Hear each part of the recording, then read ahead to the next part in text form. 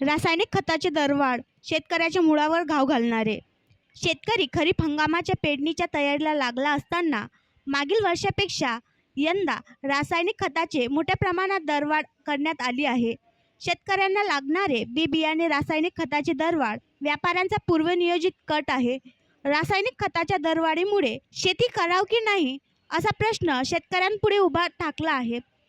ज्या रासायनिक खताचा शेतकरी पीक पेरणीकरिता वापर करतो त्या खताची किंमत मागील वर्षीपेक्षा 200-300 रुपयांनी महागलेली आहे.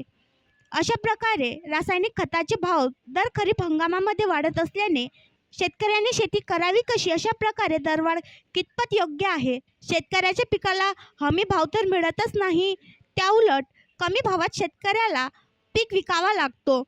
कृषीप्रधान देशात शेतकऱ्याचं हित जोपासल्या जात नाही आहे. रासायनिक खताच्या वाढलेल्या किमती कमी करण्यात याव्या, खताचा तुटवडा पडू नये याची दक्षता घेण्यात यावी अशी मागणी स्वाभिमानीचे शेतकरी संघटनेचे गोपाल तायडे यांनी केली असून पर्यायी आंदोलनाचा इशारा या निमित्ताने त्यांच्याकडून देण्यात आला आहे. आणखी नवीन व्हिडिओ पाहण्यासाठी आमच्या देशमुख एक्सप्रेस न्यूज चॅनलला सबस्क्राईब करा, लाईक करा आणि शेअर करा.